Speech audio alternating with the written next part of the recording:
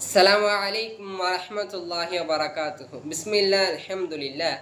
அன்பிற்கினிய இல்லாமல்ல அல்லாஹ்வின் நல்லடியார்களே, நாம் வாழக்கூடிய உலகத்தில் எம்முடைய வாழ்க்கையில் அதிகமான சோதனைகளையும் கஷ்டங்களையும் சந்திக்கக்கூடியவர்களாக இருக்கிறோம். ஏன் இந்த மனிதர்களுக்கு சோதனைகளும் கஷ்டங்களும் ஏற்படுகிறது என்றால், இதை பற்றி நபி ஸல்லல்லாஹு அலைஹி வஸல்லம் அவர்கள் கூறுகிறார்கள், மையுரீதுல்லாஹு பிஹி கைரன் யுஸிபு மின்ஹு.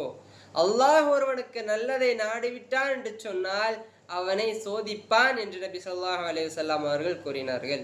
அன்பானவர்களே, மக்களில் சிலர் தன்னுடைய வாழ்க்கையில் சோதனைகளும் கஷ்டங்களும் ஏற்படும் போதெல்லாம் அவர்கள் புலம்பக்கூடியவர்களாக தான் இருக்கிறார்கள். நபிமார்களின் காலத்தில் கூட அவர்களுக்கு அதிகமான சோதனைகளும் கஷ்டங்களும் ஏற்பட்டது. அவர்கள் பொறுமையாக இருந்தார்கள். அந்த பொறுமையின் காரணமாக அல்லாஹ்விடத்திலேயே அவர்களுக்கு வெற்றி கிடைத்தது. அதே போன்றுதான் நாமும் இருக்க வேண்டும். எம்முடைய வாழ்க்கையில் எவ்வளவு சோதனைகளும் கஷ்டங்களும் ஏற்பட்டாலும் நாம் இந்த ஒரு ஹதீஸை நினைவு கூர்ந்து பொறுமையாக இருக்க வேண்டும். அப்படி பொறுமையாக இருந்தோம் என்று சொன்னால் அல்லாஹ்விடத்திலே எமக்கும் வெற்றி கிடைக்கும்.